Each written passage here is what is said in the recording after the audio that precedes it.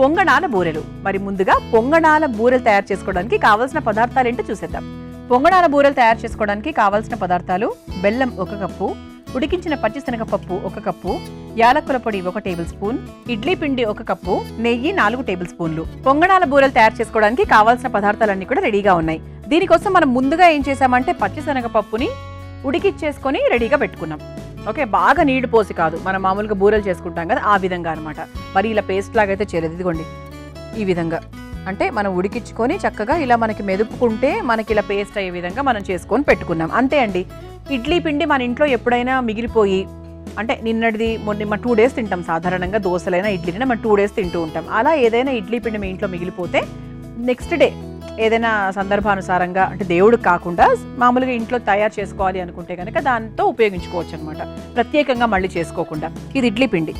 అంతే అండి. కావాల్సిన పదార్థాలన్నీ కూడా రెడీగా ఉన్నాయి కాబట్టి ఇప్పుడు పచ్చిశనగపప్పు గురించి మనం ఖచ్చితంగా మాట్లాడుకోవాలి. ఇందులో ఏంటి అంటే మనకు హార్ట్కి సంబంధించి చాలా మంచి హెల్ప్ చేస్తుంది అనమాట. హార్ట్కి చాలా మంచిది. ఎముకల్ని దృఢపరిచే విషయంలో కూడా శనగపప్పు చాలా బాగా హెల్ప్ చేస్తూ ఉంటుంది.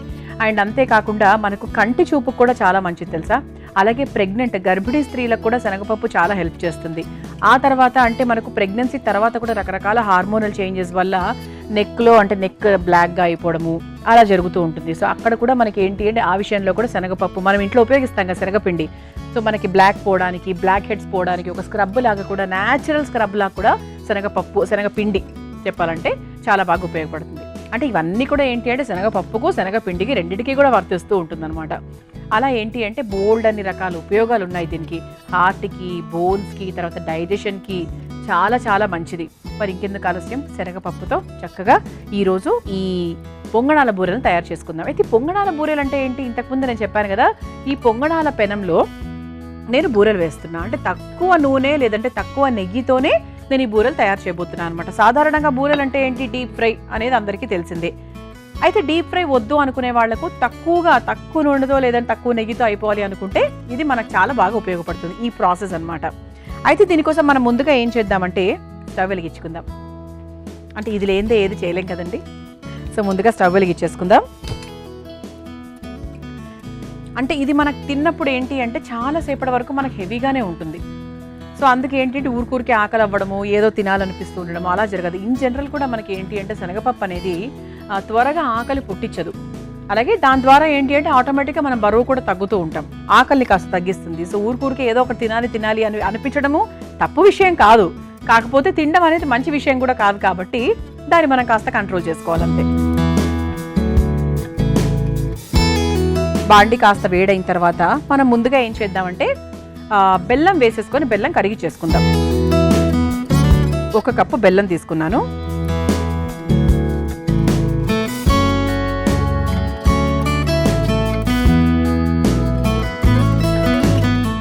ఇది ఒక్కసారి కరిగి చేసుకుందాం. అది కొంచెం మనకు కరిగిన తర్వాత కావాలంటే కొంచెం నీళ్లు పోసుకోవచ్చు. ఇది మనకు చక్కగా కోర్స్ పండగలకు తయారు చేసుకోవచ్చు, ఒకవేళ మనం కొత్త పిండి తయారు చేసుకుంటే. అంటే ఇవన్నీ ఏంటి అంటే చాలా ఈజీ అండి. ఇక్కడ మన అమృతం కార్యక్రమంలో పంచదార ఇవన్నీ బాగా తగ్గించుకొని, అసలు పంచదార అనేది మనం వాడము, ఎప్పుడైనా వాడాల్సి వస్తే కనుక బ్రౌన్ షుగర్ వాడుతూ ఉంటాం, అది కూడా కొద్దిగా. సాధారణంగా మనం బెల్లం ఉపయోగిస్తూ ఉంటాము స్వీట్స్ అయితే. ఇంకా దానికి బదులుగా అంటే ఏం ఉండదు కదండి ప్రపంచంలో. సాధారణంగా అప్పుడప్పుడు మనం ఎండు ఖర్జూరం కూడా వాడుతూ ఉంటాం. చాలా కొన్ని లడ్డూలు అవి చేసినప్పుడు మనకి ఎండు ఖర్జూరం కూడా ఉడకబెట్టుకొని వాడడము, తర్వాత పేస్ట్ చేసుకొని వాడడము, అంటే తీపి రావాలి అంటే అది కూడా చేస్తూ ఉంటాం.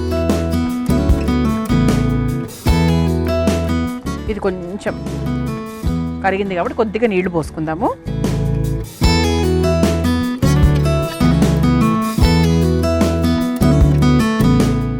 బెల్లం కాస్త కరగాలి.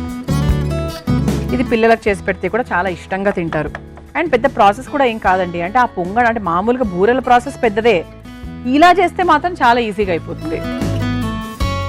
ఇది జీర్ణక్రియ కూడా చాలా బాగా పనిచేస్తుంది అండ్ డైజెషన్కి కూడా చాలా మంచిది, ఇబ్బంది ఏం లేదు. ఫైబర్ కూడా ఎక్కువగా ఉంటుంది కాబట్టి మనకు ఆరోగ్య విలువలు చూసుకున్నా కూడా ఇందులో చాలా బాగుంటాయి. ఇది ఒకసారి బాగా ఇలా కలుపుతూ ఉంటే మనకు బెల్లం కరిగిపోతుంది. బెల్లం కరిగితే సరిపోతుందండి, తీపి కోసం మాత్రమే కదా, ఇది పాకము అది కూడా మనకి ఏం అవసరం లేదు. చక్కగా కలిపేసుకుందాం. బెల్లం కరిగిపోయిందండి. ఇప్పుడు మనం ఏంటంటే మనం ముందుగా ఉడికించుకొని పెట్టుకున్నటువంటి పచ్చి శనగపప్పు ఏదైతే ఉందో అది మనం ఇలా ఇదిగోండి ఈ విధంగా, అంటే మనకు చేత్తో ఇలా మెదుపుకుంటే ఇలా మ్యాష్ అయిపోయేటట్టు చూసుకోవాలి.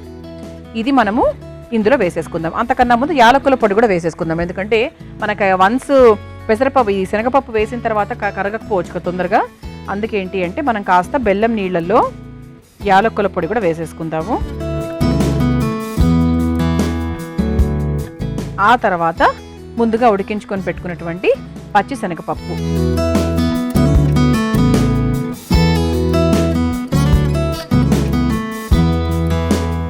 ఇది కొంచెం మనకు దగ్గర పడుతుంది. మీరేం కంగారు పడకండి, ఖచ్చితంగా దగ్గర పడుతుంది. ఎందుకంటే పప్పు కదా, పప్పు అలాగే బెల్లం ఈ రెండు కూడా మనం కొంచెం హై ఫ్లేమ్లో పెట్టుకొని బాగా దగ్గర పడాలి. ఇది కొంచెం పలుకులుగా వచ్చింది, కాకపోతే కొంతమందికి పలుకులుగా ఇష్టము, కొంతమందికి ఇట్లా బాగా నున్నగా ఉండాలనుకుంటారు, కొంతమందికి అలా పలుకులుగా ఉంటే ఇష్టము. అఫ్ కోర్స్ అది మీరు చూసుకోండి. బాగా నున్నగా ఉండాలి అనుకుంటే మనం మిక్సీ పట్టుకునేటప్పుడు బాగా నున్నగా రుబ్బుకోవాలన్నమాట. నీళ్లు పోయకూడదు, అస్సలు నీళ్లు పోయకూడదు. నీళ్లు పోస్తే మళ్ళీ ప్రాబ్లం, నీళ్ళగా అయిపోతుంది. నీళ్లు పోయకుండా రుబ్బుకోవాలన్నమాట. అంటే అప్పుడు ఉడికించుకునేటప్పుడు కొంచెం బాగా ఉడికించుకోవాలి. 2 విజిల్స్ కాకుండా ఒక 3 విజిల్స్ పెట్టుకోవాలి. అందులో కూడా నీళ్లు తక్కువగా పోయాలి ఉడికించుకునేటప్పుడు కూడా. ఇవన్నీ చిట్కాలు, ఊరికే వచ్చేవి కదా వంటలు, చిట్కాలు ఉంటాయన్నమాట. చేస్తూ ఉంటే అదే వస్తుందండి ఏదైనా సరే. మనం స్టార్టింగ్లో మాట్లాడుకున్నాం కదా, ఏదైనా ఇష్టంగా చేసుకుంటే ఏం కష్టం అనిపించదు.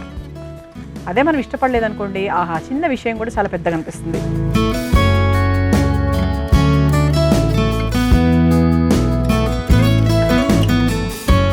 ఇది ఒక 2 నిమిషాలు ఇలా చక్కగా దగ్గర పడుతుంది అనమాట. అంతవరకు మనం వెయిట్ చేద్దాం, కలుపుతూ ఉందాం ఇలా. చివరిలో కాస్త నెయ్యి వేసుకోవచ్చు, ఇప్పుడు కాదు, కొంచెం అది దగ్గర పడింది అంటే అప్పుడు వేసుకోవచ్చు. చూసారా ఇంతకు ముందుకి ఇప్పటికి ఎంత డిఫరెన్స్ ఉందో వాటర్లో. అంతే, ఇలా ఒక 5 నిమిషాల పాటు మనం ఇలా కలిపేసుకొని ఉడికిచ్చేసుకున్నామంటే బాగా దగ్గర పడిపోతుంది అనమాట.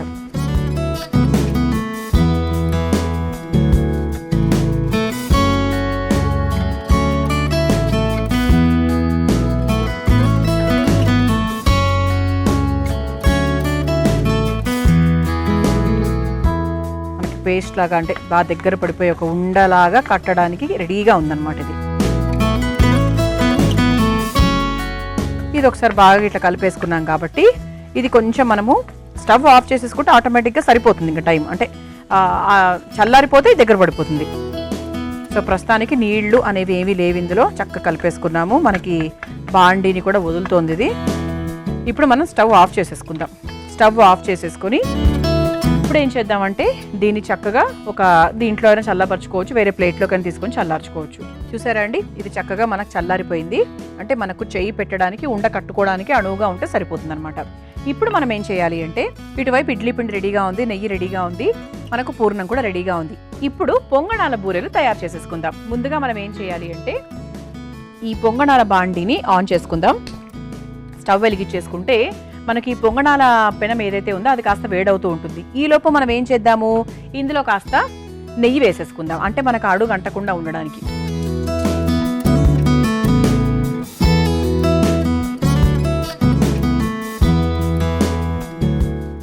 ఇలా నెయ్యి పోసుకొని ఒకసారి ఇలా ఒకసారి కలిపేసుకుంటే మనకు చక్కగా అడుగు అంటకుండా వస్తుంది అన్నమాట. ఇప్పుడు మనం ముందుగా ఏం చేద్దామంటే ఈ చల్లారిన ఈ బెల్లం అలాగే శనగపప్పు మిశ్రమం ఏదైతే ఉందో దాన్ని మనం ఇలా చక్కగా చిన్నగా ఉండల్లాగా తయారు చేసుకుందాం. ఇలా చక్కగా చేతికి నేను నెయ్యి లేదా నూనె రాసుకోవాలండి, అంటే మనకు చేతికి అంటుకోకుండా ఉండడానికి, అంతే. అది ఏదైనా కూడా పర్వాలేదు. కాకపోతే మనం ఇది ఖచ్చితంగా పూర్ణము, ఈ బూరెలు ఇవన్నీ కూడా మనం నెయ్యితోనే చేస్తూ ఉంటాం కాబట్టి కాస్త చేతికి నెయ్యి తీసుకుందాం.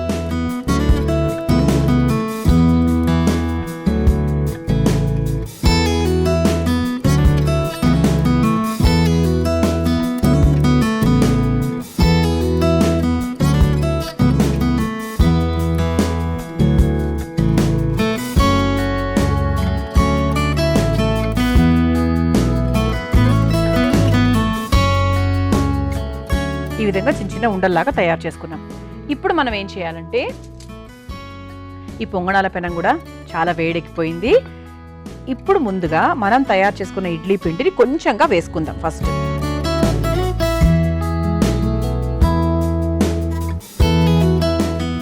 ఇందులో మనం తయారు చేసుకున్న ఉండను ఇలా మధ్యలో పెట్టుకుందాం.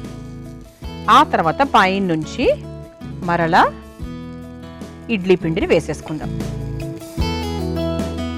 అంటే ఇదేంటి అంటే మనము బూరెల్లాగా ఇలా ముంచి వేసే కన్నా కూడా ఈ విధంగా చేసుకుంటున్నాం. పెనం వేడైపోయిందండి. నేను ఫాస్ట్గా మిగతావన్నీ కూడా వేసేస్తాను.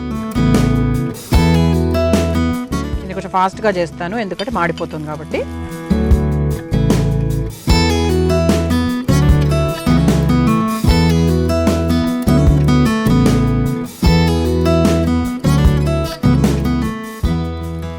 ఈ విధంగా చూసారా ఇలా చక్కగా మనం తయారు చేసుకున్న ఉండలన్నిటిని కూడా పెట్టేస్తున్నాం. దీనిపైన నుంచి మళ్ళీ మనం చక్కగా ఇలా పిండి వేసేసుకుందాం. మొత్తం అంటే అది ఆ ఉండంతా కవర్ అయ్యేటట్టుగా వేసేసుకోవాలి.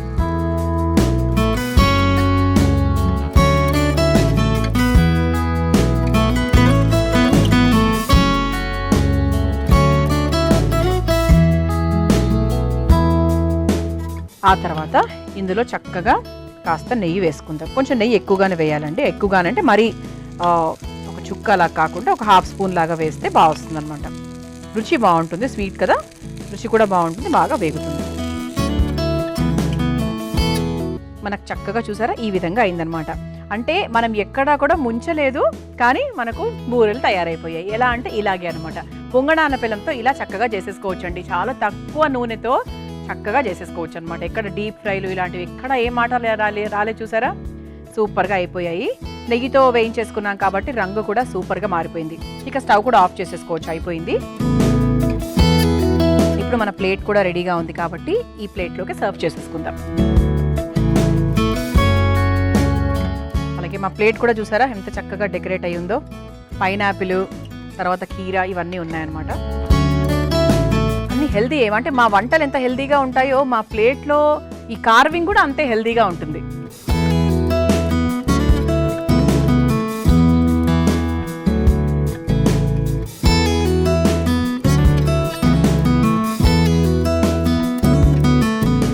చూసారా ఇలా చక్కగా మధ్యలో వచ్చేసింది.